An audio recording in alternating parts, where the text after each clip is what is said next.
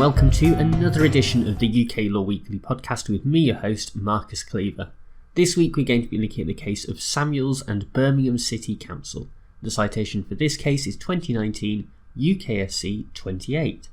And the case that we will be looking at this week will tell us a lot about what it means to become homeless in this country and what the relevant duties are of a local authority in this situation. At the heart of the proceedings is the appellant, Terryann Samuels, who had been renting a property in the West Bromwich area of Birmingham with her 4 children. Unfortunately, she was not able to keep up with the rent of £700 a month, so in July 2011 she was given notice to leave. Samuels then understandably turned to her local authority and the respondents in this case, Birmingham City Council, for assistance. In legal terms, she applied to be treated as homeless under Part 7 of the Housing Act 1996. This triggered a duty on the part of Birmingham's local housing authority who, upon the satisfaction of certain conditions, must secure accommodation for a person who is found to be homeless. However, it is one of these conditions that became the subject of debate in this case, as the council suggested that Samuels had become homeless intentionally. You can see why this sort of condition exists because if a millionaire all of a sudden decided they wanted to save money and have their accommodation funded by local government, then that would hardly be fair.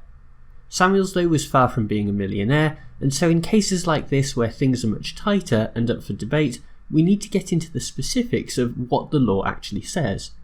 In particular, Article 2 of the 1996 Homelessness Suitability of Accommodation Order states that when considering whether a person could have continued to afford living at their previous place of residence, account must be taken of a range of ingoings and outgoings. On the ingoing side, that includes the range of social security benefits that a person receives, and on the outgoing side it covers reasonable living expenses. Beyond that 1996 order, a local authority must also take into account guidance produced by the Secretary of State on the subject of homelessness. Paragraph 17.40 of the most recent code offers up some basic maths and tells us that if a person has paid for their rent, then if the money that is left over is less than they would be entitled to receive through income support, then it is fair to say that their accommodation was not affordable. Birmingham City Council came to the conclusion that Samuels was in fact intentionally homeless because her accommodation had been affordable, and so her situation had arisen out of deliberate failure to pay rent. The council would go on to say that if Samuels had been more effective at running her household budget, then she would have been able to continue living in her old accommodation. The mother of 4 vehemently disagreed with this assessment and appealed to the county court, but she was unsuccessful there, as well as later on in the Court of Appeal. As the question moved to the Supreme Court, the question was how local authorities should come to a determination regarding the affordability of accommodation. Lord Carnwath gave the lead judgment and began by noting that because so many of the aspects of the case can be worked out quite precisely, such as the cost of rent, the benefits available, and even reasonable living expenses, this decision lends itself to a more objective analysis rather than the subjective conclusions that someone like a caseworker might be more likely to draw. The next issue to be addressed was the relevance of child benefits. On the one hand, this is not specifically mentioned in the guidance via paragraph 17.40, but for the justices the fact that this isn't specifically identified does not mean that it is irrelevant. After all, children are part of the same household in this equation, and so their own living expenses should be given due consideration, even if the monetary amounts of such benefits are not generally designed to go beyond subsistence levels. This is especially true when this question is placed alongside the general duty of local authorities to promote and safeguard the welfare of children under the Children Act 1989. So if we examine all of the relevant benefits available to Samuels and her children and adopt an objective approach, what judgments did the justices actually arrive at? Well, the total reasonable expenditure that might be expected from someone in Samuel's position was found to be £1,349.33 per month, based on the welfare benefits available. Meanwhile, her actual expenditure was £1,234.99, which, in contrast to the caseworker who alleged Samuels was not budgeting her income correctly, is comfortably within the expected amount. The only logical conclusion that can be drawn from this is that the previous accommodation was in fact unaffordable for someone in Samuel's position. As a result, she was found not to have become intentionally homeless, and her appeal was allowed. For a podcaster like me, cases such as this are especially difficult to analyse because the answer is just so obvious.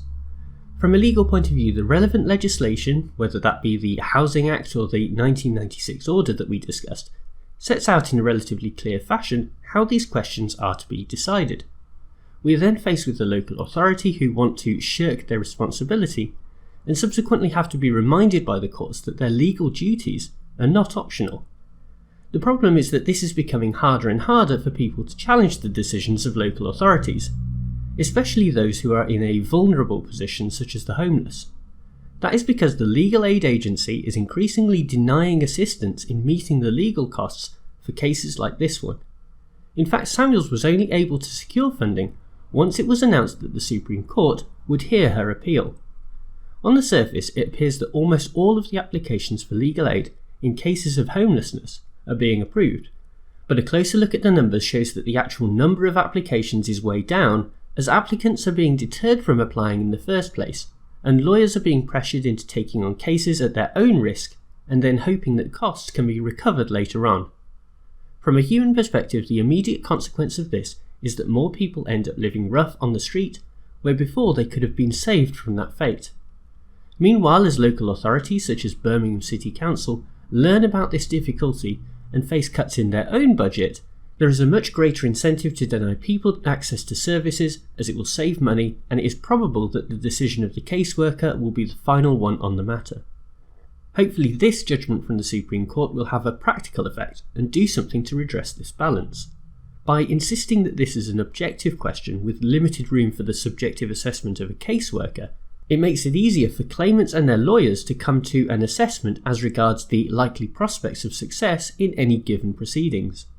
In fact, it may even lead to the avoidance of a lot of litigation, as local authorities no longer have an excuse for not knowing what the rules are and how they should be applied. That is not to say that this will solve the issue entirely, as many of the problems with how homelessness is treated in the UK are structural in nature. But this shows how legal precedents can have a substantive and beneficial effect on how decisions are made in public life. Well, thank you very much for tuning into this episode, and thanks as ever to bensound.com who provide the theme music. Remember, you can check me out online, whether that's on YouTube at youtube.com/Marcus Cleaver, where you can find old episodes of the podcast, as well as videos for law students, my website at uklawweekly.com, on Twitter at Marcus Cleaver or at UK Law Weekly, and on Facebook at the UK Law Weekly Facebook group. I'll be back with another case next week, but for now, bye!